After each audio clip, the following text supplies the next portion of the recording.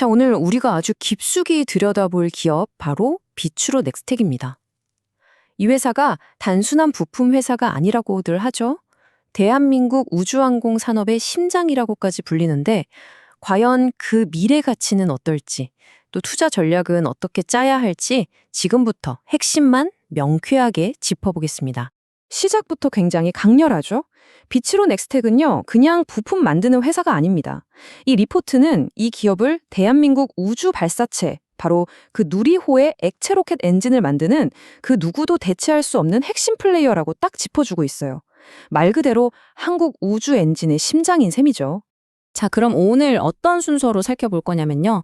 먼저 비추로 넥스텍이 도대체 어떤 기업이고 어떤 독보적인 기술을 가졌는지 그 본질부터 파헤쳐 볼 거고요. 다음으로 구체적인 투자 매력 포인트와 또 피해가야 할 리스크는 뭔지 짚어보겠습니다.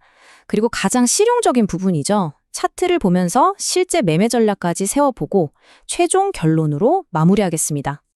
네, 그럼 첫 번째 파트부터 시작해 볼까요?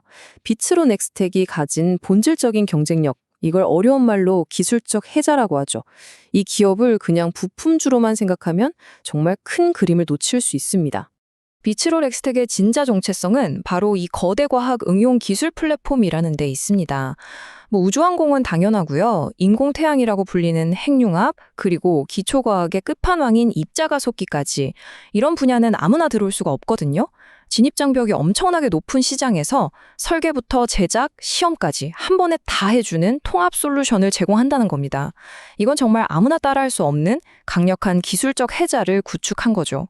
이 그래프를 딱 보시면요. 이 회사의 현재가 한눈에 들어옵니다.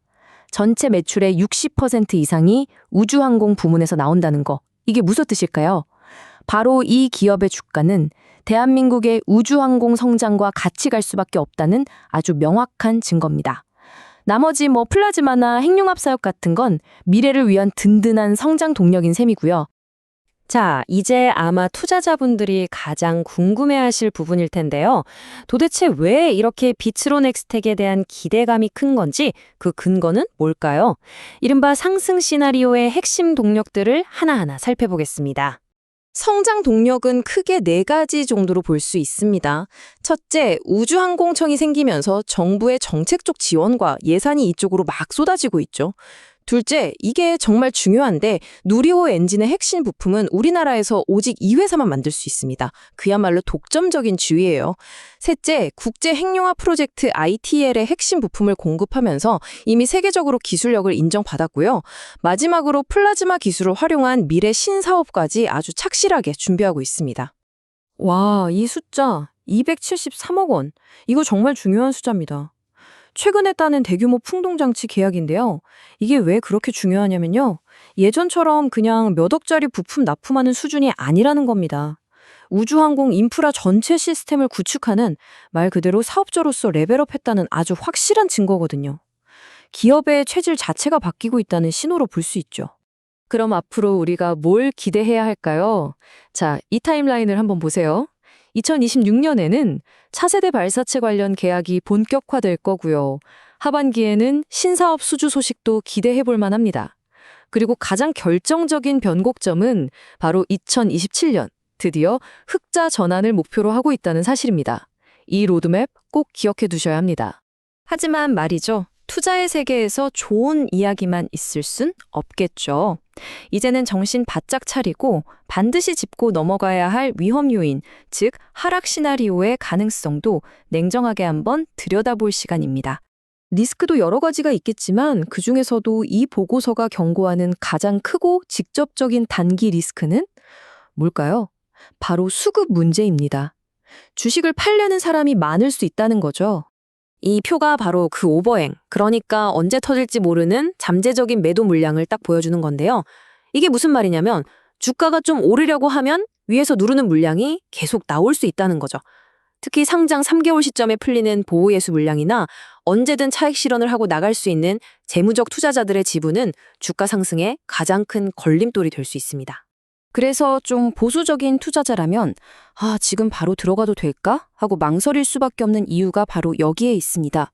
첫째, 지금 주가는 사실 미래의 기대를 너무 많이 땡겨와서 비싼 상태일 수 있다는 점. 둘째, 2027년까지는 적자를 감수해야 한다는 점. 셋째, 정부 정책 하나에 사업 전체가 흔들릴 수 있다는 점. 그리고 마지막으로 우주항공 테마의 인기가 식으면 주가가 오랫동안 힘을 못 쓸 수도 있다는 점이죠. 자, 지금까지는 이 기업의 내재 가치, 펀더멘탈을 봤다면 이제부터는 진짜 실전입니다.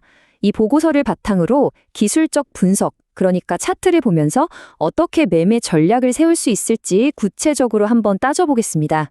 이 표가 어떻게 보면 매매 전략의 핵심 지도라고 할 수 있어요. 위쪽 저항선부터 볼까요? 역사적 최고점인 31,100원. 여기가 가장 강력한 벽입니다. 단기적으로는 25,000원에서 26,000원 구간을 시원하게 뚫어내는지가 관건이고요. 반대로 아래쪽 지지선은 훨씬 더 중요합니다. 지금 버티고 있는 이 19,000원에서 20,000원 선, 여기가 무너지면 상승 추세가 꺾일 수 있는 마지노선입니다. 만약 최악의 경우 이 선까지 내준다면 급등전 가격인 12,000원대까지도 열어둬야 합니다. 자, 그럼 이 가격대를 가지고 우리가 세 가지 시나리오를 한번 그려볼 수 있겠죠. 가장 좋은 시나리오는 대형 수주 같은 호재가 터지면서 전고점을 뚫고 35,000원 이상으로 날아가는 그림. 중립적인 시나리오는 당분간 18,000원에서 28,000원 사이의 큰 박스권 안에서 움직이는 그림. 그리고 비관적인 시나리오는 아까 말씀드린 지지선이 무너지면서 12,000원대까지 깊은 조정을 받는 그림입니다. 자신의 투자 성향에 맞춰서 어떤 시나리오에 무게를 둘지 결정해야겠죠?